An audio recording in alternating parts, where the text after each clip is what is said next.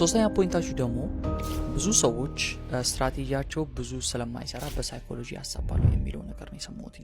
so not really mostly people psychology lack ስለሚያደርጉና risk management lack ስለሚያደርጉ ነው የሚያኑት. it's not because of the strategy. ይሄን ደግሞ throughout history ያየነው ነገር ነው። ምክንያቱም እነዚህ ፌመስ የሚባሉ ኢንስቲትዩሽናል ትሬደሮች they made it እዚህ ግባ በማይባል ስትራቴጂ. I can mention some of them. Paul Tudor Jones አለ፣ ጆርጅ ሶሮስ አለ፣ ማርክ ሚኒቫር አለ፣ ኤካርድ አለ እና ደግሞ ፌመስሊ ነውና ሁልጊዜ ሜንሽን የማደርገው ሪቻርድ ዴኒስ አለ። እነዚህ ሰዎች እዚህ ግባ የማይባል ስትራቴጂ ነው ያላቸው። ማለትም ዊን ሬታቸው ይሄን ያህል ክሬዚ የሆነ ዊን ሬት የላቸውም። ሪቻርድ ዴኒስን ሜንሽን እንዳደረኩት ከዚህ በፊት እንደምታውቁት 5% ዊን ሬት የነበረው ሰውዬ ነው። that means 95% of his trades are losers ግን he still managed to make ብዙ ብሮች ማለት ነው።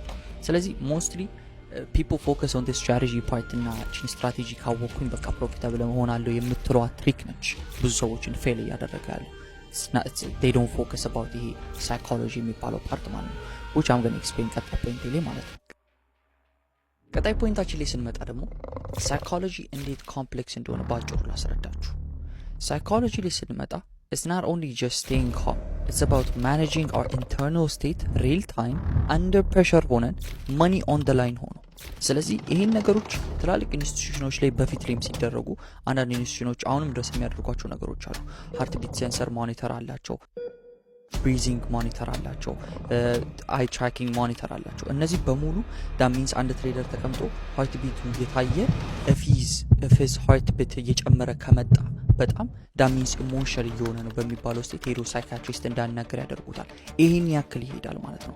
I'm going to explain deeply እንዴት ሳይኮሎጂ ኮምፕሌክስ እንደሆነና ስለ ሳይኮሎጂ በደንብ እናወራለን on my YouTube ቪዲዮዎች። ግን እዚህ ላይ ሲምፕሊ ልነግራችሁ የምችለው is that all of these big institutions they have their own psychiatrist, they have their own analyst, they have their own traders አሏቸው።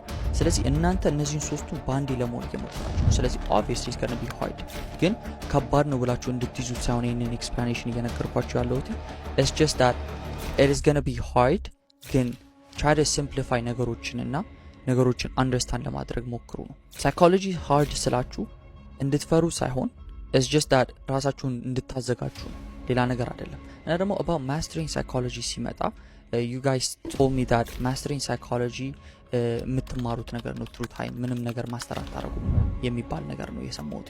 so it's not like that. I'm not saying mastering እና perfection አንድ አይነት ነው እያልኩኝ አይደለም።